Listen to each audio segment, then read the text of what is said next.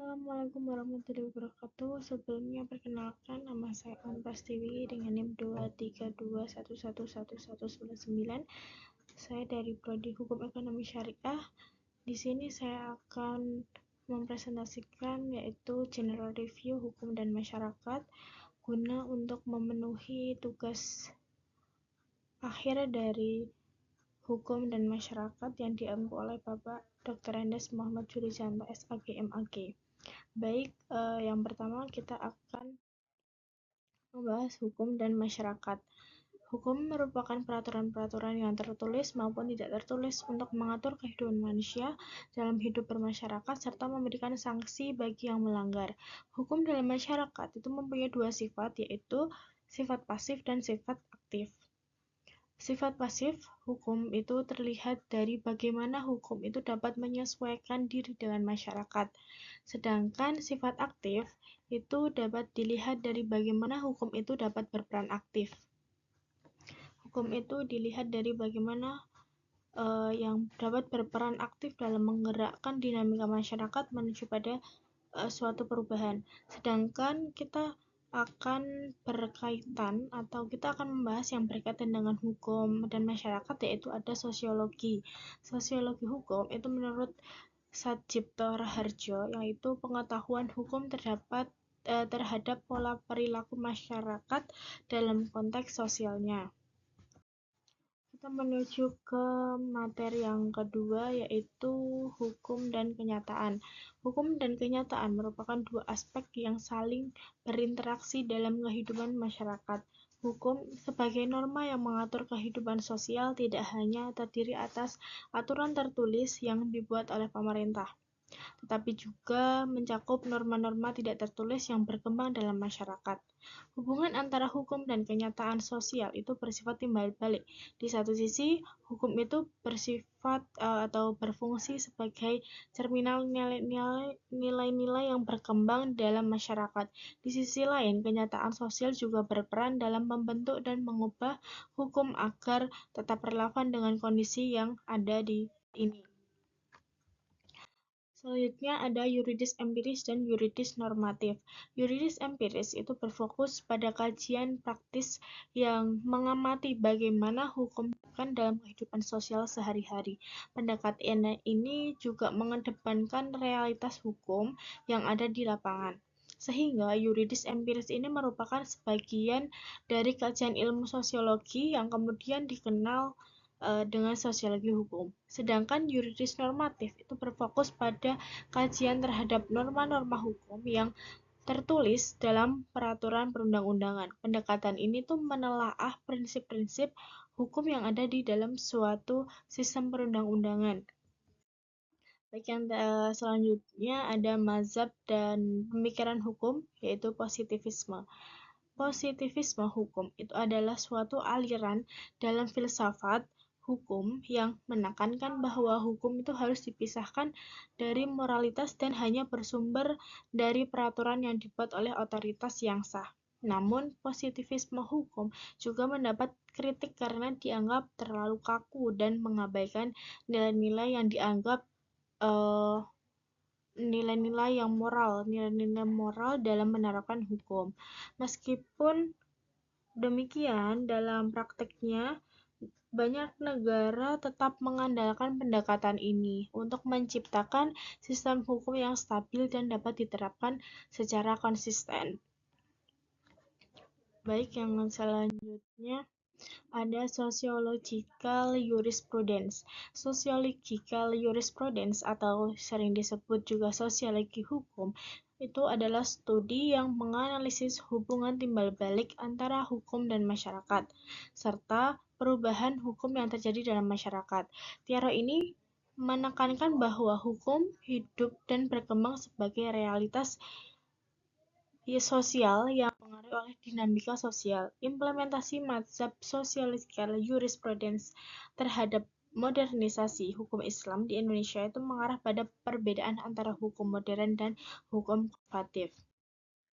Selanjutnya, pendekatan living law dan utilitarianisme. Dalam living law, masyarakat adalah konsep umum untuk memahami dan mengaji hukum. Masyarakat mencakup semua hubungan sosial alami yang dibangun oleh masyarakat menciptakan hukum. Hukum muncul dari kenyataan sosial yang awalnya tidak normatif, tetapi menjadi normatif. Itu karena kebiasaan dan kekuatan masyarakat serta akan terus berevolusi seiring perkembangan. Sedangkan pendekatan utilitarianisme adalah pendekatan yang menekankan bahwa aturan hukum hendaknya dinilai berdasarkan seberapa besar manfaat yang dihasilkannya. Hukum itu idealnya memberikan kesejahteraan maksimal bagi masyarakat dengan meminimalkan kerugian. Selanjutnya, pemikiran hukum dari Max Weber dalam memahami hukum dan otoritas. Max Weber adalah tokoh sentral dalam tradisi sosiologi klasik yang memberikan pengaruh besar terhadap kajian dari perspektif sosial hukum. Keduanya saling melengkapi, yang dimana dengan pendekatan sosiologisnya dia bisa melengkapinya. Terus kalau Hart dengan pendekatan analitisnya itu sehingga dia bisa memberikan fondasi yang kuat dalam membangun sistem hukum yang tidak hanya sah secara formal tetapi juga adil, efektif, dan responsif terhadap realitas sosial. Dalam konteks pembangunan hukum nasional, integrasi kedua pendekatan ini menjadi penting untuk menciptakan hukum yang benar-benar bekerja untuk masyarakat. Selanjutnya, efektivitas hukum. Efektivitas hukum itu merupakan proses yang bertujuan agar hukum itu berlaku secara efektif. Keadaan tersebut itu dapat ditinjau dari dasar beberapa tolak ukur efektivitas. Faktor yang mempengaruhinya yaitu yang pertama faktor hukumnya sendiri, dua faktor penegak hukum, tiga faktor sarana, dan yang terakhir faktor masyarakat. Yang selanjutnya, hukum dan kontrol sosial. Kontrol sosial adalah berbagai cara yang digunakan masyarakat untuk menertibkan anggota yang membangkang. Dari segi sifatnya, kontrol sosial dapat bersifat preventif maupun represif. Preventif atau positif itu merupakan usaha pencegahan terhadap gangguan-gangguan pada keserasian antara kepastian dengan keadilan. Hukum berfungsi sebagai pengaturan sosial yang membantu menjaga ketertiban dan keamanan dalam masyarakat. Dengan demikian, hukum dapat berperan penting dalam membentuk perilaku masyarakat yang sesuai dengan norma dan nilai yang baku. Selanjutnya ada legal pluralisme. Legal pluralisme atau pluralisme hukum merupakan suatu konsep yang mengakui keberadaan berbagai sistem hukum beroperasi secara bersamaan dalam satu masyarakat. Tantangan utama dalam penerapan pluralisme hukum di negara yang memiliki keragaman budaya dan sistem hukum sangat kompleks dan beragam.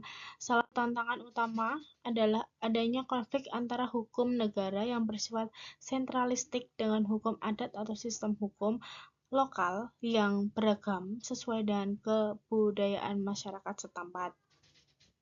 Selanjutnya ada progressive law. Progressive adalah kata yang berasal dari bahasa asing atau Inggris yang asal katanya adalah progress yang artinya maju. Hukum progresif berarti hukum yang bersifat maju.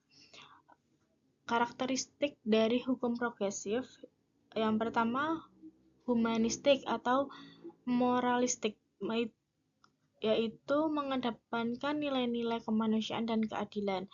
Yang kedua anti-positivistik, yaitu tidak tunduk secara mutlak pada aturan tertulis.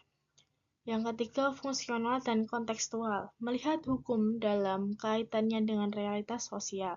Yang keempat progresif dan inovatif, yaitu penemuan hukum. Terus yang kelima holistik, menganggap hukum itu sebagai bagian dari sistem sosial. Yang terakhir ada bersifat dinamis, menganggap hukum sebagai proses yang terus berkembang mengikuti dinamika masyarakat. Yang selanjutnya ada Sociolegal Studies. Sociolegal Studies adalah pendekatan kajian hukum yang memadukan perspektif hukum dengan ilmu sosial seperti sosiologi, antropologi, politik, hingga gender studies. Reformasi legislasi harus melibatkan berbagai pemangku kepentingan yang melalui proses partisipatif, seperti yang terlihat dalam pembentukan UU Desa. Terus pendidikan hukum itu harus mengintegrasikan dimensi sosial agar lulusan lebih peka terhadap masalah hukum masyarakat. Yang selanjutnya ada sosiologis. Secara etimologi, sosiologi itu berasal dari bahasa Latin yaitu socios yang berarti sesama atau kawan dan logos yang berarti pengetahuan. Sosiologi didefinisikan sebagai ilmu tentang masyarakat secara umum. Sosiologi hukum Islam adalah ilmu yang mempelajari hukum Islam dalam konteks sosial. Ilmu tentang hubungan antara hukum Islam dan sistem sosial lainnya melalui metode analitik dan empiris. Pendekatan sosiologis dalam hukum Islam itu melihat hukum tidak hanya sebagai teks normatif, tetapi juga sebagai bagian dari dinamika sosial.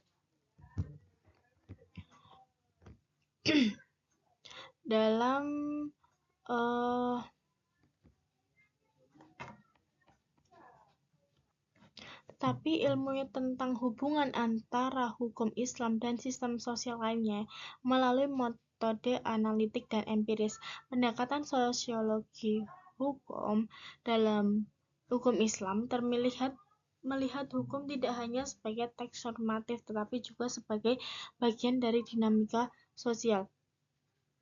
Pendekatan ini menekankan pentingnya fleksibilitas dan kontekstualisasi agar hukum Islam tetap relevan, adil, dan responsif terhadap perubahan masyarakat modern tanpa meninggalkan nilai-nilai dasar syariah.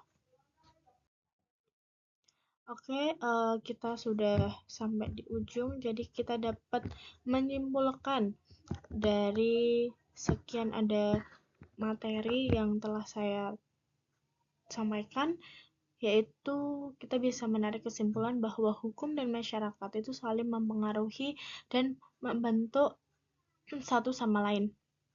Hukum tidak bisa berdiri sendiri sebagai aturan normatif, tetapi juga berkembang dari kenyataan sosial dan budaya masyarakat. Pendekatan hukum tidak hanya mengandalkan aturan tertulis atau positivistik, cenderung kaku dan kurang responsif terhadap dinamika masyarakat, sehingga diperlukan pendekatan lain seperti sosiologis, progresif, dan empiris yang lebih adaptif dan kontekstual. Studi hukum yang efektif dan relevan membutuhkan pendekatan multidisipliner yang tidak hanya memahami hukum dari sisi normatif, tetapi juga dari sisi sosial, budaya, dan realitas kehidupan masyarakat.